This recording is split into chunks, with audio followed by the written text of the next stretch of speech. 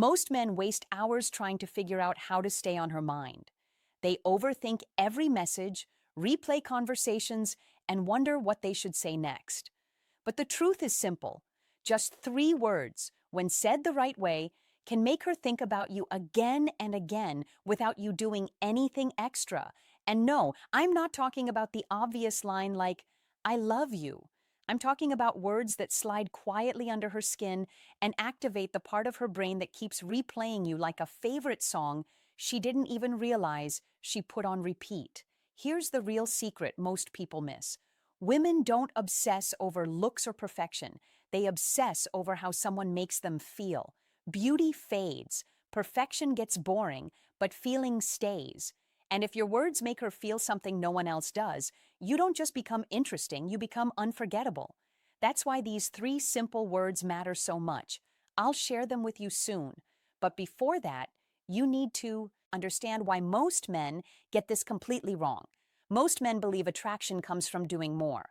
More texting, more explaining, more chasing, more effort to prove they care. They think if they just show enough interest, she'll finally feel it too. But obsession doesn't grow from effort, it grows from impact. The right words don't just reach her ears for a moment. They echo in her mind long after the conversation ends. They show up when she's alone, they return when she's quiet, they resurface when she least expects it. And before I give you these exact 3 words, stay with me until the end because I'll also explain how to use them in a way that feels natural, not forced, not obvious, not rehearsed. When used correctly, she never sees it coming, but she always remembers you. Imagine a woman thinking about you all day, without you sending constant messages, without you chasing her attention, without you trying to become some perfect version of yourself. Just 3 simple words. That's it. 3 words that, when used the right way, can be the difference between being just another man she forgets by tomorrow or the one who stays in her thoughts long after you've gone quiet. Let's clear something up right now. This is not a cheap trick. It's not a movie line. And it's definitely not a silly gimmick meant to control or manipulate her. This is real. It's grounded in deep psychology and in how attraction actually works beneath the surface. I'm talking about the part of the mind Carl Jung studied his entire life, the unconscious mind, that hidden place where real desire lives.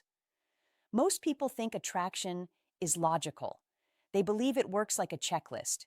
He's handsome, he's smart, he's kind, he has a good job. Okay, I'm interested. But that's not how it truly works. If it were that simple, dating apps would have solved love a long time ago. The truth? The connections that move us the most aren't logical at all. They're emotional. They're symbolic. They live in the part of the mind you can't see, but you can feel. Jung explained this perfectly when he said, "Until you make the unconscious conscious, it will guide your life, and you will call it fate." Think about that for a moment. The memories that stay with you, the moments that linger, when someone's smile feels different, when a simple comment touches something deep inside you, when a glance feels like an entire conversation. None of that is planned. Those are emotional triggers. They slip past logic and hit your core. They wake something inside you that you didn't even know was asleep. This is where many men go wrong. They try to create that feeling by doing more messages, more checking in, more effort just to be noticed. But the harder you try, the less magnetic you become. Because true attraction doesn't come from effort. It comes from resonance, from the calm but lasting impression you leave behind. You create that when your words and energy bypass her conscious filter and go straight into her unconscious mind. This is exactly why those 3 words matter. They work because they're not just words, they're symbols. They plant an image in her mind. They invite her into a quiet story she can't help but imagine herself inside. And once that image takes root in the part of her mind that holds emotion and meaning, you're no longer competing for her attention like everyone else. You've entered a different space entirely. You become the man she thinks about, even when she doesn't fully understand why. So here's my promise to you. By the end of this, you won't just know what to say. You'll understand why it works on a deeper level. This has nothing to do with tricks and everything to do with psychology. This isn't about making her obsessed for a few days and then fading away. This is about creating a connection that pulls her emotionally and lasts because it touches something symbolic inside her. It's not magic. It's not manipulation. It's simply how the human brain works. Once you understand this, you stop chasing. You stop stressing, and you stop trying to be perfect. You realize you don't need flawless lines or constant communication. You only need to know how to speak in a way her unconscious mind remembers. And that understanding starts here. Here's a truth most people never talk about. Attraction doesn't begin in the logical part of the brain. It doesn't start with lists or checkboxes. It doesn't care about being nice, kind, successful, or good-looking in the way people think. Those things matter later, but they don't create the spark. The connections that stay with us, that quietly haunt us in the best way, are emotional first and logical later. This is what Carl Jung spent his life studying. He showed that the human mind is driven just as much, if not more, by symbols, patterns, and unconscious pulls as it is by reason. We like to believe we're making smart, conscious choices, but in reality, the unconscious arrives first. That's why Jung said, until you make the unconscious conscious, it will guide your life, and you'll call it fate. In simple terms, until you understand what's pulling the strings underneath, you'll think things just happen randomly. You'll say you just clicked with someone. But that click isn't random. It's emotional and symbolic. Something in their words, their tone, their presence speaks directly to your unconscious, skipping logic completely. And this is where most men unintentionally block themselves from creating that kind of connection. Think about how most conversations begin. Something polite, something safe, something flat. Hey, how are you? How was your day? Hope you're doing well. These lines aren't bad. They're just invisible. They don't spark emotion. They don't create an image. They don't cut through the noise of her day. And if nothing you say stirs her emotionally, there's nothing for her mind to hold on to later. No hook, no replay. Here's something important to understand. The mind doesn't store words. It stores feelings. You might not remember the exact sentence someone said years ago, but you remember how they made you feel in that moment. That's emotional anchoring. Without it, even a pleasant conversation fades into the same dull blur as everything else. The unconscious mind doesn't respond to perfect grammar, flawless logic, or safe topics. It responds to symbols, images, and suggestion. That's why a single line with the right energy can be more powerful than dozens of long messages.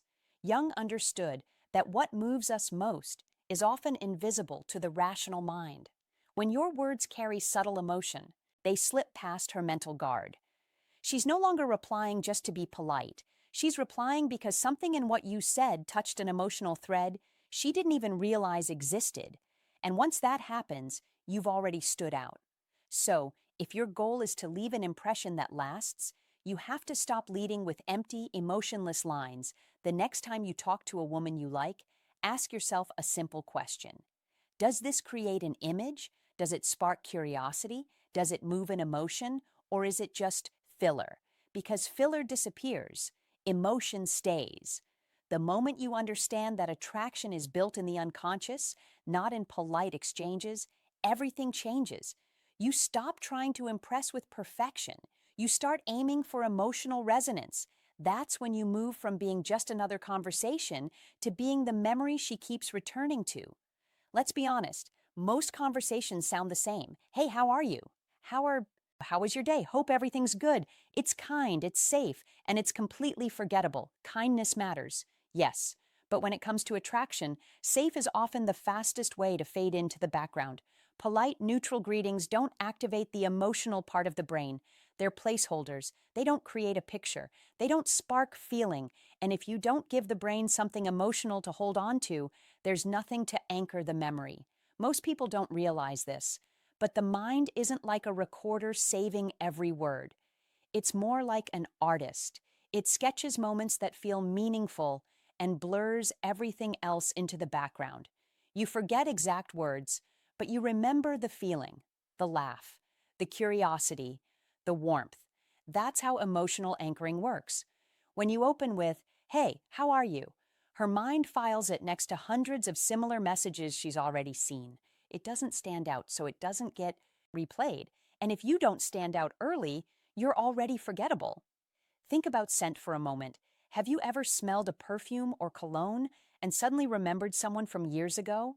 That's because scent is directly connected to memory and emotion in the brain. Words work the same way.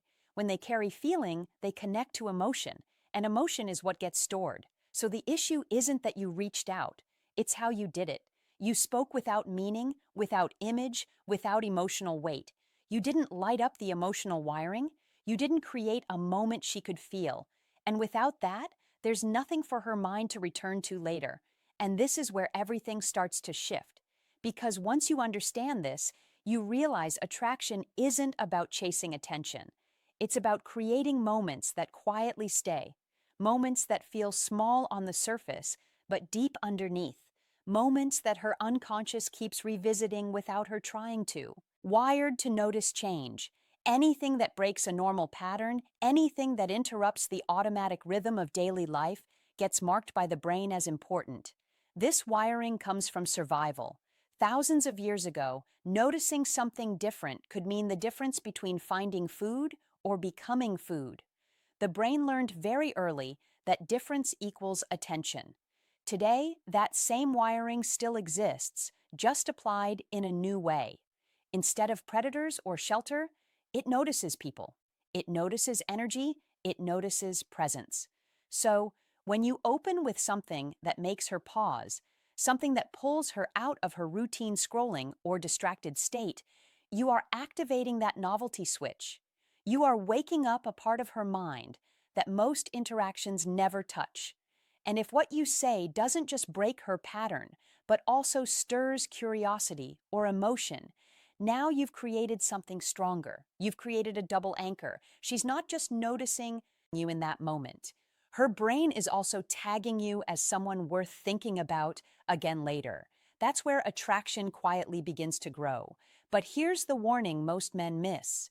Novelty without emotion doesn't last. It's just a clever or funny line. It might get a smile, maybe even a quick laugh, but then it fades.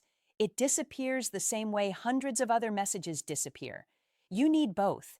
You need something unexpected and something that makes her feel something even lightly, because emotion is the glue that makes novelty stick.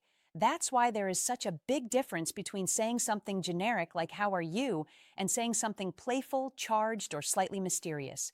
One blends into the noise. The other slips past her guard and settles into her memory. And in attraction, the moment you take up emotional space in someone's mind, the dynamic shifts. You are no longer just another name on a screen. You become a presence. Here's the trap that most men don't even realize they are stepping into. You start sounding like everyone else. Same greetings, same safe questions, same predictable rhythm, and when you blend in like that, you vanish. It's not that she dislikes you. It's not that you did something wrong. It's simply that nothing in your words created a moment worth holding on to. You become part of the background noise of her day. Not the song she hums later, not the line she remembers, just noise. And because on some level you feel that you're not standing out, you try harder. You send longer messages. You add more emojis. You give bigger compliments. You ask question after question just to keep the conversation alive. You try to show effort. You try to show interest. But here's the hard truth. That behavior doesn't pull her closer. It often does the opposite. It pushes her away. The unconscious mind doesn't respond well to pressure, even when that pressure is polite and friendly. Attraction needs space to breathe. It grows in that quiet tension between wanting more and not having everything yet. When you flood her with attention, you remove that tension. Instead of feeling curious, she starts to feel weighed down. What once felt light and easy now feels like something she has to manage. Excessive effort also changes the emotional balance. Instead of her wondering if she can win you over, she starts to feel like the prize has already been handed to her, and human psychology places higher value on what feels earned. When something feels too available, the mind quietly assumes it has less worth. This isn't logical. It's instinctive, and constant questioning is one of the fastest ways to drain intrigue. It turns the interaction into an interview. It feels like work, not play. Now, asking questions isn't wrong. The right question asked at the right moment can create deep connection. But when questions are fired rapidly just to avoid silence, they send a message you don't intend. They say you're uncomfortable with space. They say you're more focused on filling gaps than creating moments. And attraction is not built on filling space. It's built on impact. It's not about how much you say. It's about what you leave behind after you've spoken. Your real goal is not to cover every pause or prove how interested you are. Your goal is to create sparks, small flashes of novelty, curiosity, and emotion that stand out against the dull background of everyday conversations. Think of it this way. If every other man is handing her a bucket of water, you want to be the one holding a match. Water is safe. Water is common. A match changes the atmosphere instantly. A match has heat. A match has danger. A match makes someone stop and look. It creates a moment. That's the difference between being background noise and being music. Carl Jung often spoke about the power of symbols and emotional resonance. When you speak in a way that hints at possibility, when you paint even a small picture in her mind, you are not just making conversation, you are engaging her unconscious. And that's where real attraction lives. That's why instead of chasing her attention with more words, more flattery, and more effort, the strongest move is often to step back. Create space. Let your presence and your choice of words do the work. Give her room to feel you, not just read you. When you stop trying to outtalk every other man in her inbox and start focusing on impact, you move from being background static to being the signal she tunes into without knowing exactly why. And this is where